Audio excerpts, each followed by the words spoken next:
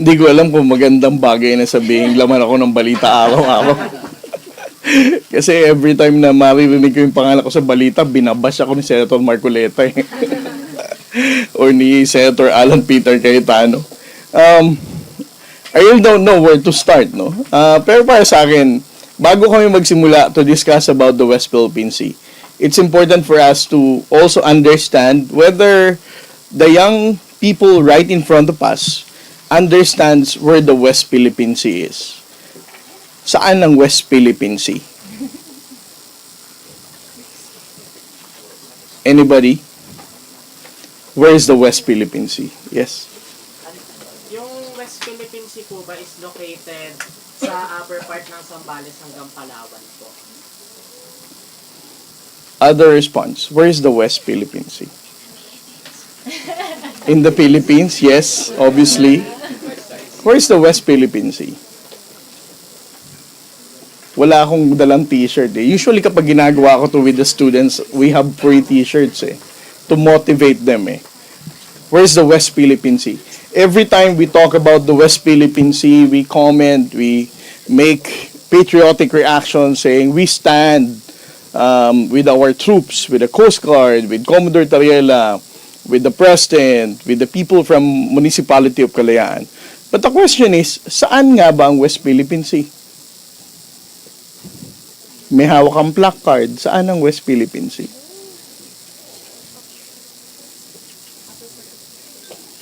I know it's included in our exclusive economic zone, but the specific part.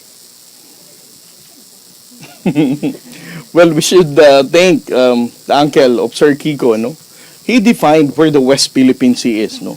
Before the Philippine Maritime Zones Act was actually enacted, the administrative order that President Noynoy Aquino signed defined where the West Philippine Sea is. When we talk about the West Philippine Sea, you're correct. It's found in the Philippines, and it's the western seaboard, no? And it does not just start in Zambales. It starts from the northernmost province, which is Batanes, Ilocos, Pangasinan, Zambales, Bataan, Mindoro, and Palawan. Those are the coastal municipality provinces that are surrounded by the West Philippine Sea. Secondly, when you talk about the West Philippine Sea, that is our exclusive economic zone, that forms part of the exclusive economic zone, Bajo de Masinloc, Luzon Sea, and the Kalayaan Island Group. Kailangan nating himay-himayin yung mga areas na yan. Otherwise, may magsasabi na namang ang Kalayaan Island Group ay labas sa exclusive economic zone. So, we should give it up, no? Kaya it's important for us to highlight that when you talk about the West Philippine Sea, it's the exclusive economic zone, the Luzon Sea, Bajo de Masinloc, and Kalayaan Island Group. Those are the areas that we need to define to say that it is the coverage of the entire West Philippine Sea. My second question is, what is the difference between West Philippine Sea and South China Sea? Anyone? Ano ang pinagkaiba ng West Philippine Sea at South China Sea? Ang sabi ng mga trolls, kahit si Commodore Tariela nalilito kung anong pinagkaiba nun eh. But they really don't know what's the difference between the two. What's the difference? At least, pag uwi nyo, may bagay kayong natutunan ngayon na alam nyo ang West Philippine Sea, and secondly, what's the difference between the two. South China Sea is the entirety of that body of water that separate countries from China, Vietnam, Philippines, Malaysia, Brunei, the entire Southeast Asia. If you're going to look at your Google map, that is that entire blue area, no? That body of water. But we're not like China. We're not saying that West Philippine Sea is equals to South China Sea. What we're just saying is that West Philippine Sea is just a portion of the West Philippine Sea. Hindi tayo katulad ng China na ginuhitan natin ng siyam na guhit at sinabi natin ang buong South China Sea atin na. No? What we're just, our position has always been the 200 nautical mile exclusive economic zone plus the Kalayaan Group.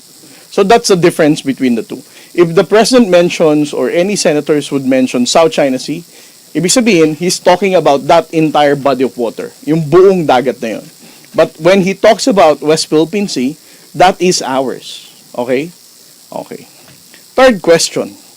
para sa akin itong third question na to, napakadali lang. Yes or no. You don't have to explain. Huwag niyong galingan. Ang tanong ko lang, bilang kabataang Pilipino, naniniwala ba kayong ang West Philippine Sea ay disputed? Yes or no? Yes po. Yes.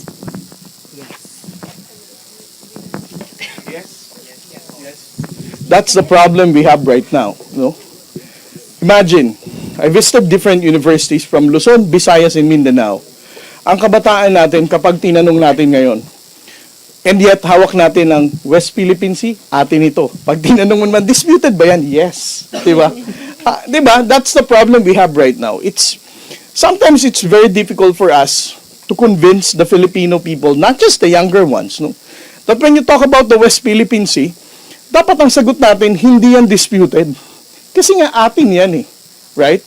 It's like, how can we convince the Chinese government themselves na atin ang West Philippine Sea if we even doubt our own position?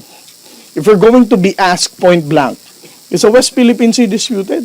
Ang sagot natin, yes. Diba? So, that is the reason why we do transparency. That is the reason why I go to different universities. Because of those three important key information that I need to share. Where is the West Philippine Sea, the difference with South China Sea, and to inform the younger generation na kapag pinag-usapan natin ang West Philippine Sea, as far as we are concerned as one nation and as Filipinos, hindi ito disputed dahil atin ito. This was already supported by the 2016 Arbitral Award. We even enacted our own Maritime Zones Act to legitimately position ourselves na meron tayong legal na basihan pagdating sa West Philippine Sea. As what Justice Carpio said, our fight in the West Philippine Sea is intergenerational. The reason why we need to reach out to more people, to be more educated, to be more aware of what we're fighting for, it's because the issue in the South China Sea will never go away that easily or that early, no? Not even our lifetime. This will be an issue that will be passed on to the next generation. And the important thing that we need to do right now is to hold the line to make sure that the younger generation will still have a West Philippine Sea to stand on. Maraming salamat po. Maraming salamat, Commodore Toriela. Nagulat kayo, no? Hindi nyo alam na may recitation pala. Pero at least marami tayong natutunan ngayong araw na to. Marami tayong baon. Mamaya makapagtanong, maganda sa open forum, makapagtanong pa tayo, mas mapalalim natin, no? So kayong pagtanong tayo, disputed ba ang West Philippine Sea? Bakit hindi? Atin ito, di ba? So alam niyo pagkaiba ng South China Sea at ang West Philippine Sea. At alam niyo na ang ating mga lawful position natin sa West Philippine Sea, saan siya matatagpuan, no? Kaya nating ituro sa mapa, kaya nating i-educate ang ating mga kapwa kabataan estudyante. Kasi ang labanan ngayon ay paglalalim ng ating kamalayan tungkol dito. Nilalabanan natin ng fake news, nilalabanan natin ng mga lies and misconceptions sa West Philippine Sea.